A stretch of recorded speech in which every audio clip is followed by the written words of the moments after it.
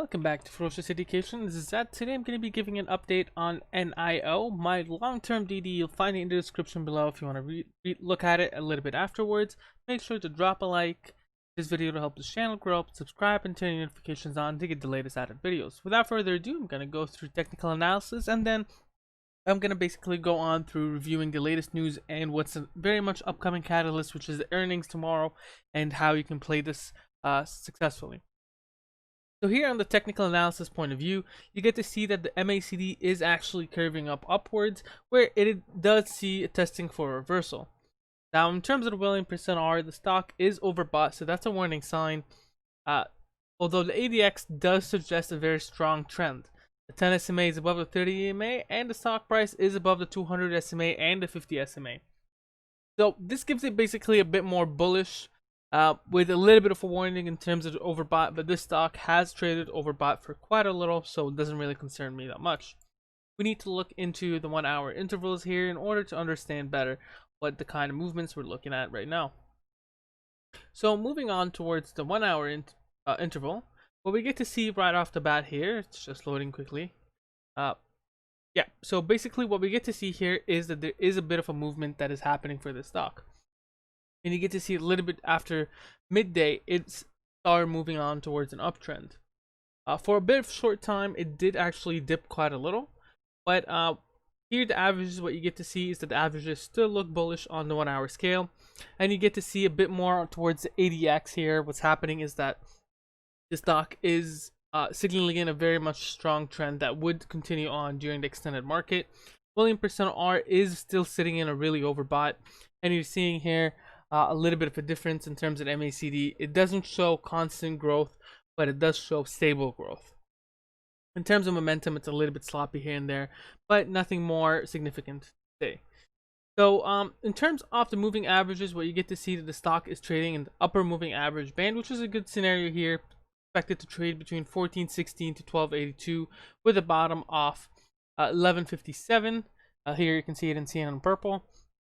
And what we get to see here in terms of the Fibonacci retracements, where the supports and resistances are currently sitting. That is the Fibonacci arc. I'm going to do quickly Fibonacci retracement. And we get to see that there is currently a support at 1415 for Fibonacci. Above that, we're seeing a 14.3. Closer to the price, 1435. Now, when it comes into below that, you have 1403. And then you have 1388. And then you have 1374.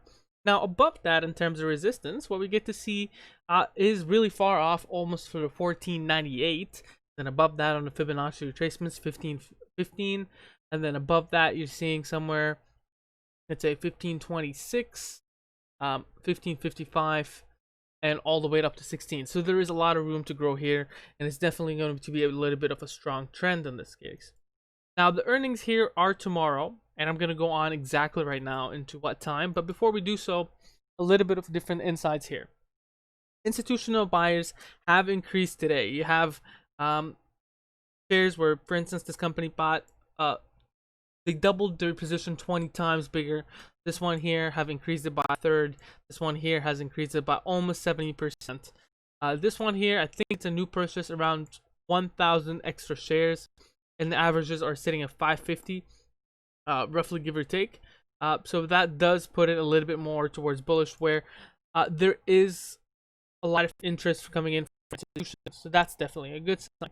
Now let's take a look a little bit towards the earnings. So the earnings for this one is on the 11th of August, which is tomorrow. It's sitting in at 8 a.m. Eastern Standard Time. So that means it's before even the bell rings. That will be 8 p.m. Beijing time. The link on there, you'll find it on their website, and you will find it on their report on the 3rd of August. So you can just click on this and attend that one for tomorrow. And so what we're talking about this one here is it's going to be 8 a.m. A lot of people who are, for instance, on Robinhood don't get that access ahead of time. So we might want to be careful on to when to sell or when to buy for this one. So here is some insights for this one. NIO delivered 3,500 vehicles in July 2020, increasing by 322% year over year. NIO delivered 17,700 in 2020, totaling increase of 111.3 over year per year. Cumulative deliveries of ES8 and ES6 is almost 50,000. And you get to see that there is a lot of different news here coming in terms of new deliveries and basically sales for orders. Now, in terms of delivery updates, basically, yeah, that's the same thing as the other one. And so there has been a lot of hinting on a really good earnings. And so how would I play this? I myself am usually a bit of a skeptic.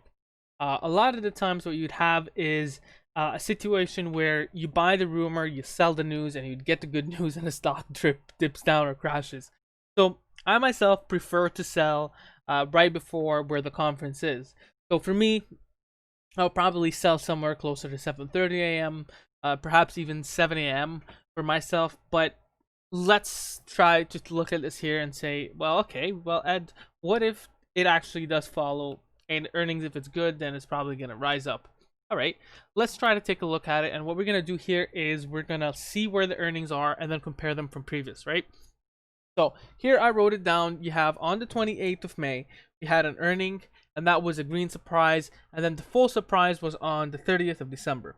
So what we're going to do here is we're going to go quickly towards where the chart is, and then we're going to compare on to where these dates are. Of course, there has been a little bit of mix where you don't get both kind of revenues and EPS, but I expect at least for it to be positive earnings. That's just my expectation, but at the same time, I don't have the risk tolerance to hold through there. So what we're going to do here quickly is, as I said, we're going to look at the 28th of May and the 30th December kind of trading time. So we're going to go back all the way.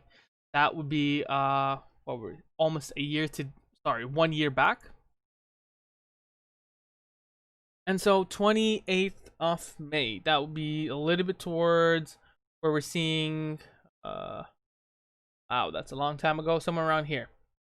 You get to see basically I would expect it was probably a little bit closer towards the morning as expected, just because it's Beijing time. Usually, well, they are 12 hours ahead of Eastern Standard Time. So on the 28th, so 27th, he's seen it rally.